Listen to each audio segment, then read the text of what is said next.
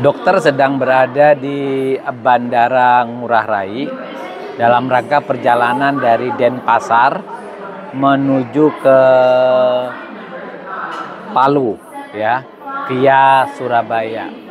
Oke, kita mendengarkan background ada suara pemberitahuan. Nah, dokter kali ini membahas tentang apa itu hipnotis, bagaimana seseorang bisa menjalani hipnosis. Mungkin kita melihat di televisi banyak sekali orang yang bisa dihipnotis dalam jumlah yang bukan sedikit ya. Misalnya 10 orang, 20 orang rame-rame dihipnotis dan semuanya bisa tersugesti oleh si penghipnotis. Bagaimana hal itu bisa terjadi? Sebenarnya seperti ini. Awalnya si penghipnotis biasanya itu memilih klien yang mudah untuk dihipnotis. Misalnya ya, ketika ada di panggung biasanya si penghipnotis menyuruh siapa saja yang mau untuk dihipnotis. Oke. Nah, orang yang mau maju di panggung itu adalah orang yang rela sukarela ya. Dan orang yang sukarela ini biasanya memang mudah dihipnotis karena rasa takutnya, rasa khawatirnya tidak ada. Kemudian biasanya si penghipnotis itu memberikan suatu statement. Nanti kalau dihipnotis akan kehilangan kesadaran. Nah, si klien atau penonton itu tetap berani. Nah, inilah yang dibutuhkan si penghipnotis. Keberanian menanggung risiko inilah yang dibutuhkan, karena kalau ada perasaan takut atau khawatir itu membuat seseorang tidak mudah untuk dihipnotis. Yang kedua, biasanya penghipnotis juga melakukan tes sugesti ya. Tes sugesti itu misalnya mata lengket, kemudian tangan lengket gitu ya. Lalu membayangkan lem. Nah, ketika orang yang mudah matanya tetap lengket ketika disugesti atau tangannya tetap lengket, berarti mereka ini juga adalah mereka yang siap untuk dihipnotis. Sedangkan yang tidak bisa matanya lengket atau tangannya tidak lengket itu sebenarnya orang yang belum siap untuk dihipnotis. Nah, biasanya kan terkumpul antara beberapa orang ya, bisa sampai 10-12 orang.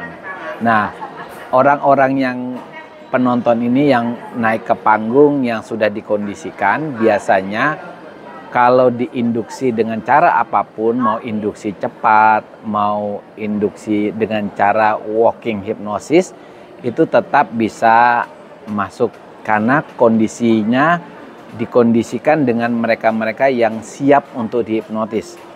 Nah, ketika dilakukan induksi, maka setelah itu si penghipnotis memberikan sugesti. Nah, sugesti yang diberikan biasanya yang umum-umum ya, yang biasanya diketahui oleh banyak orang. Mereka tidak akan menghipnotis, bayangkan misalnya ya, tidak mungkinlah menghipnotis, misalnya bayangkan kamu berada di daerah pegunungan, padahal 10 orang yang dihipnotis itu belum pernah merasakan pegunungan, belum tentu.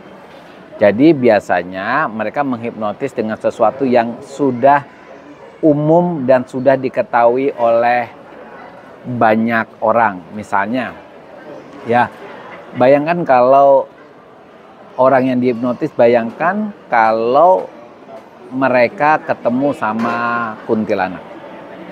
Nah, semua orang tahu kuntilanak itu adalah perempuan. Semua orang tahu kuntilanak itu berbaju putih, berambut panjang, dan semua orang udah tahu bahwa itu cerita masyarakat yang sudah mengakar di semuanya.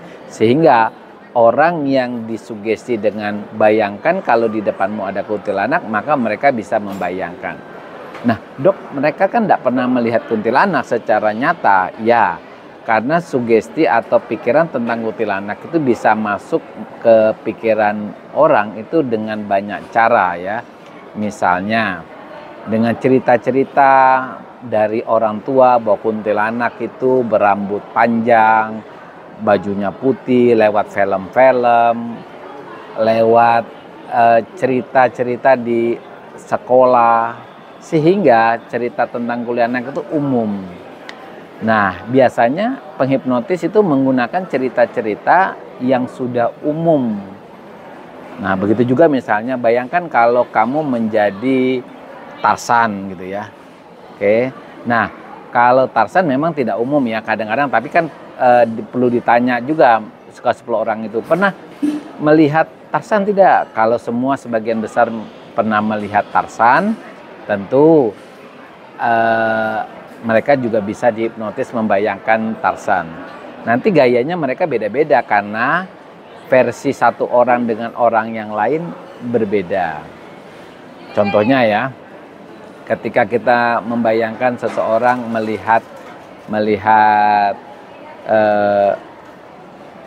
kuntilanak misalnya, ya pasti ada orang bilang, kuntilanaknya ada yang besar, ada yang kecil, ada yang baju putihnya itu panjang, ada yang terbang gitu ya. Jadi itu antara satu orang dengan orang yang lain itu variasinya berbeda tergantung apa yang tertanam di pikiran orang tersebut. Nah, inilah rekan-rekan kenapa orang bisa dihipnotis, bukan karena orang itu benar-benar melihat kuntilanak, tetapi imajinasi yang muncul dari pikiran si orang itu.